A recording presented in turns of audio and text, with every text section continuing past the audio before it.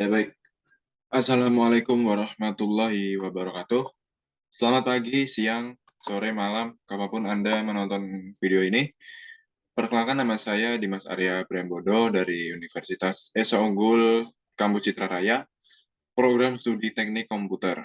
Ya, puji syukur kehadirat Allah Subhanahu wa taala, Tuhan yang Maha Kuasa, atas limpahan karunia dan nikmatnya sehingga saya dapat berjumpa kembali dengan para penonton sekalian.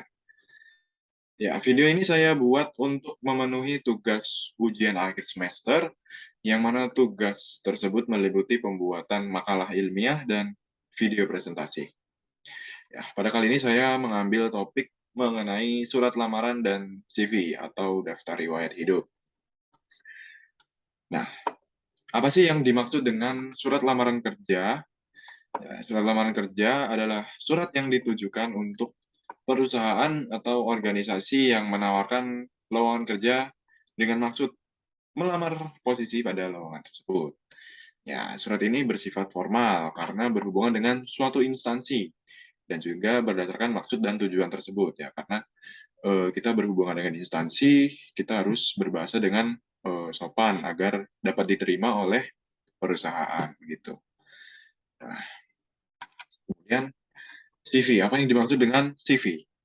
CV atau kepanjangannya kurikulum vitae atau dalam bahasa Indonesianya daftar riwayat hidup. Adalah dokumen yang berisikan riwayat hidup seseorang yang biasanya meliputi biodata, riwayat pendidikan, pengalaman kerja, keterampilan, dan lain sebagainya. CV ini biasanya dicantumkan bersamaan dengan surat lamaran kerja ketika pelamar hendak melamar kerja begitu. Dengan maksud untuk menjelaskan gambaran diri dan value yang dimiliki oleh pelamar kerja. Nah, dalam pembuatannya, surat lamaran kerja dan CV memiliki unsur-unsur yang harus dimiliki di dalamnya. Nah, untuk surat lamaran kerja harus berisikan tempat dan tanggal penulisan surat. Contohnya di Tangerang, tanggal 25 Juli 2022, gitu misalnya. Kemudian di sini ada juga kepada siapa surat tersebut ditujukan. Apakah kepada HRD atau personalia atau pimpinan perusahaan langsung begitu kan, ada kan, kepada yang terhormat Bapak pimpinan atau Bapak atau Ibu HRD di PT Maling King Kong di tempat gitu kan misalnya. Ya, pembukaan. Kalau pembukaan ini biasanya ya ada salam, misalnya Assalamualaikum warahmatullahi wabarakatuh, bisa juga dengan hormat gitu kan. Dengan hormat saya yang bertanda tangan di bawah ini misalnya. Kemudian baru biodata.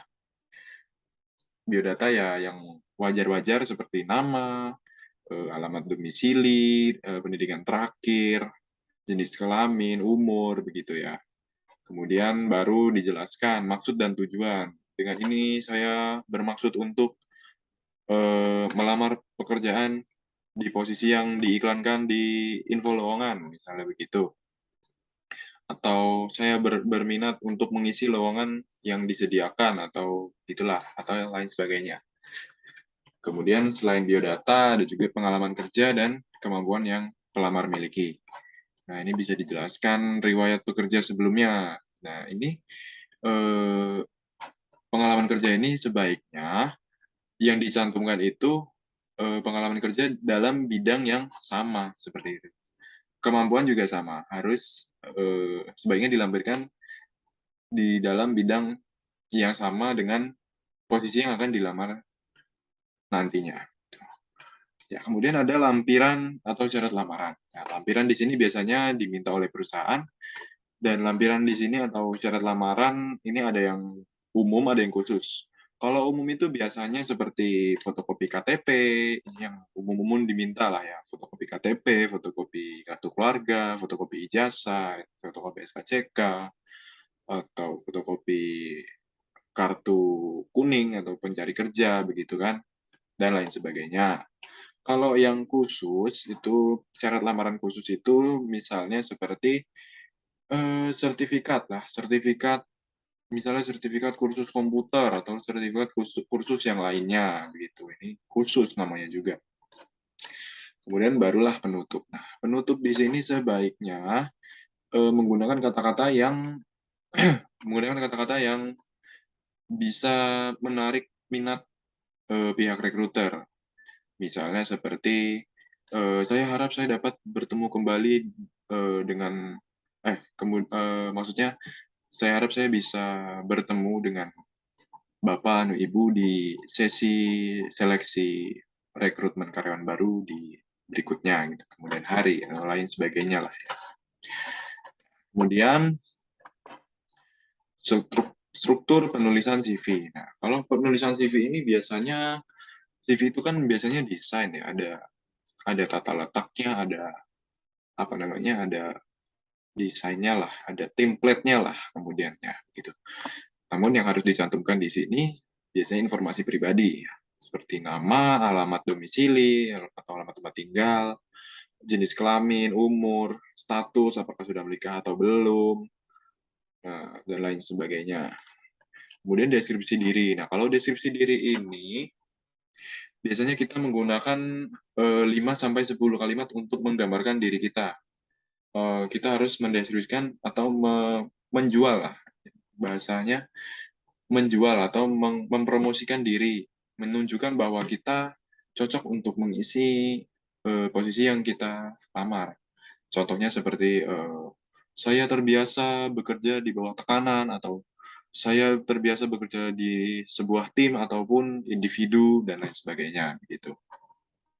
Nah, kalau riwayat pendidikan di sini dicantumkan pendidikan terakhir lah, biasanya misalnya S1 teknik mesin gitu, atau kalau SMK ya SMK jurusan multimedia misalnya begitu ya, itu disesuaikan. Nah, ini harus fakta, nggak boleh ngarang, misalnya belum S1 tapi udah ngaku lulusan S1, itu nggak boleh, bohong itu namanya. Kemudian ada eh, pengalaman kerja ya. Kalau pengalaman kerja di sini disesuaikan juga dengan bidang yang akan dilamar. Harusnya sebaiknya ditulis dengan apa namanya, relevan dengan posisi yang akan diisi. Kemudian juga kalau nggak punya pengalaman kerja ya dikosongkan saja begitu. Untuk fresh graduate biasanya seperti itu. Kemudian keterampilan yang dimiliki pelamar. Keterampilan di sini juga sebaiknya yang relevan. Misalnya misalnya kita melamar untuk posisi customer service ya.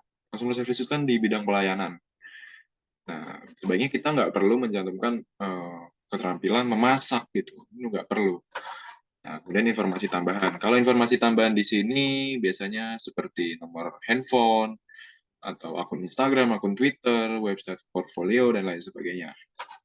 Nah, kemudian di sini ada hal-hal yang perlu diperhatikan pelamar dalam menulis surat lamaran kerja dan CV. Nah, pemilihan bahasa. Di sini pemilihan bahasa untuk surat lamaran kerja itu sebaiknya bahasa yang formal, sopan, karena kita berkomunikasi dengan atasan atau pimpinan perusahaan gitu.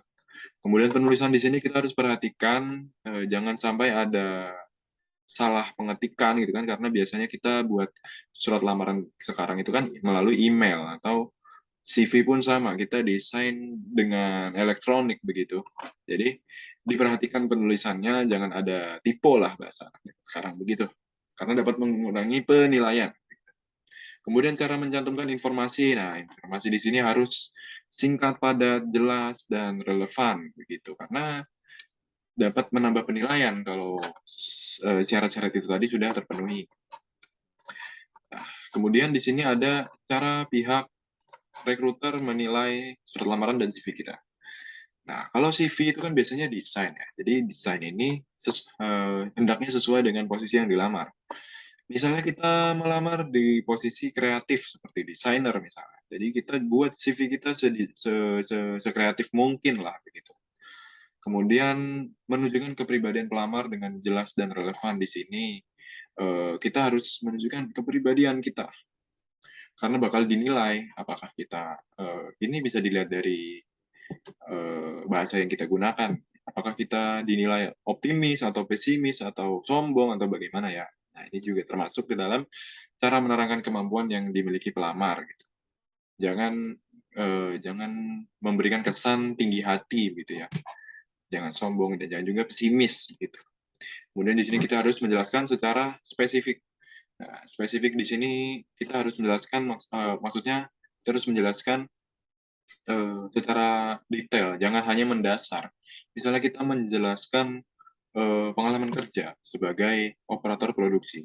Nah, operator produksi itu kan banyak, ada yang di bagian perakitan, ada bagian percetakan mungkin, atau mencetak barang begitu, itu kan luas. Jadi sebaiknya dijelaskan pekerjaan hari-harinya itu ngapain, tugas dan tanggung jawabnya itu ngapain aja gitu ya. Kurang lebih seperti itu. Nah, oke. Baiklah, sekian saja yang dapat saya jelaskan. Terima kasih atas perhatian Anda. Semoga video ini dapat memberikan manfaat kepada pemirsa sekalian. Apabila ada kekurangan atau kesalahan kata atau bahasa yang kurang mengenakan, saya mohon maaf sebesar-besarnya. Sampai jumpa di lain waktu. Wassalamualaikum warahmatullahi wabarakatuh. Stop record.